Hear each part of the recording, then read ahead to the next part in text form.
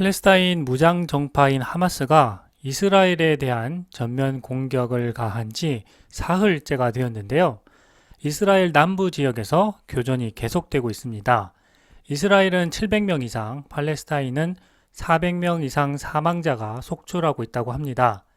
이 전쟁이 중동 전체로 번지는 것은 아닌지 정말 걱정되는 상황인데요. 레바논 무장정파 헤즈볼라가 이스라엘과 포격전을 벌이고 있는 가운데 이란이 이번 공격에 깊숙이 개입했다는 보도가 나오고 있습니다. 우려스러운 부분인데요. 자칫하면 이스라엘과 하마스 간의 대규모 무력 충돌이 중동 전체를 집어삼키는 큰 전쟁으로 번질 수 있기 때문입니다. 이스라엘 방위군은 이스라엘 남부 지역 곳곳에서 하마스 무장대원을 일일이 색출해서 공격하고 있는 상황입니다.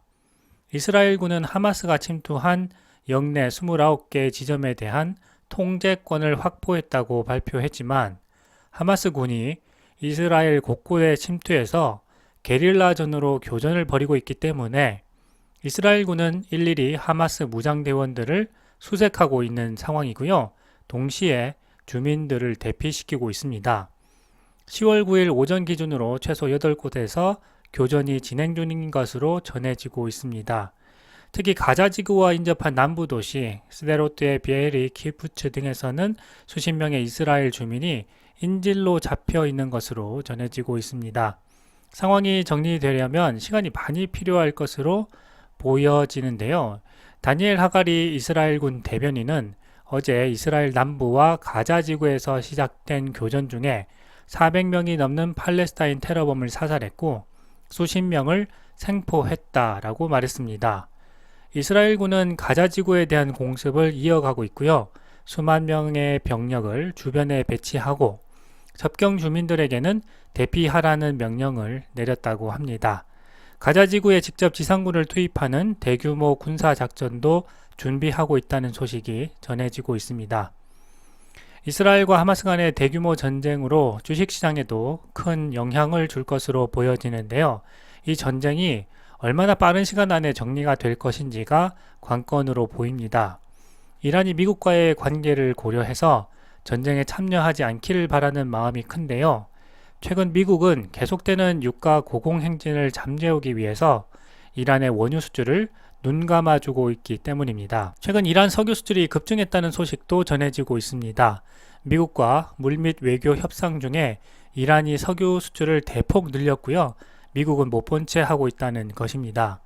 월스트리트 저널은 9월 20일에 전현직 미국 행정부 관리들의 말을 인용해서 조 바이든 행정부와 물밑 접촉을 통해서 이란에 대한 제재 일부를 사실상 완화하면서 이란의 석유 수출이 크게 늘었다고 보도했습니다. 하루 300만 배럴을 생산해서 200만 배럴을 수출하고 있다는 분석인데요. 바이든 대통령이 9월 19일 유엔 연설에서 이번 주말에 수감자를 맞교환했음에도 이란과 가시적인 관계 개선은 없다고 했는데요. 겉으로 보여지는 것과는 다르게 물밑에서는 외교적인 협력 관계를 유지하고 있다는 것입니다. 외부에서는 정확한 내용은 잘 파악하기가 힘들죠. 다만 앞뒤 인과관계를 파악해서 추정해 나갈 수밖에 없는데요. 바이든 행정부는 이란 제재 가운데에서 일부를 해제해서 한국에 묶여있던 이란 자금 60억 달러를 카타르의 이란 계좌에 송금하도록 이미 허용한 바가 있습니다. 미국이 수감자를 맞교환하기 위해서였는데요. 이란은 이런 분위기를 이용해서 최대 석유 수출 상대국인 중국 등에 지난 수개월간 석유 수출을 크게 늘렸다고 합니다. 바이든 대통령은 취임하면서 2015년 이란과 맺은 핵 협정을 복구하고 이란 제재를 풀겠다고 약속했지만 지난해 11월에 핵 협정은 더 이상 유효하지 않다면서 이란의 우라늄 농축을 제한하는 새 협상을 추진하기로 한 바가 있습니다. 그러나 사우디의 감산으로 인한 원유 가격이 크게 인상되고 이것이 인플레이션으로 이어짐에 따라 미국으로서는 이란의 도움이 필요한 상황이 되었습니다. 이란은 이러한 상황을 이용해서 자국의 석유 수출을 크게 늘리고 있는 것입니다. 과거 도널드 트럼프 대통령이 2018년 이란이 핵 협정에서 탈퇴했을 때 크게 제재에 나섰었는데요. 2020년 하루 수출 물량이 40만 배럴까지 줄기도 했습니다. 바이든 행정부가 상승 탄력이 붙은 유가 오름세를 가라앉히기 위해서 암묵적으로 이란의 석유 수출 확대를 눈 감고 있을 가능성이 크다는 것입니다. 국제유가는 7월 중순부터 상승세를 타고 있고요. 지난 9월 5일에는 사우디아라비아와 러시아가 원유 감산을 연말까지 연장하기로 하면서 상승세에 더욱 탄력이 붙은 상황입니다. 조만간 유가가 100달러에 진입할 것이란 전망도 줄을 잇고 있습니다. 이런 상황에서 이란이 하마스와 이스라엘 전쟁에 관여하기는 사실 어려운 상황으로 보여지는데요.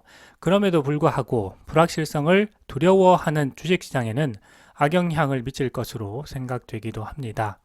원유 가격 상승은 결국 인플레이션으로 이어져서 연준의 금리 인상 결정으로 이어질 수도 있기 때문에 투자자들은 지금 이 전쟁의 양상에 대해서 큰 관심을 가지고 지켜봐야 할 것 같습니다.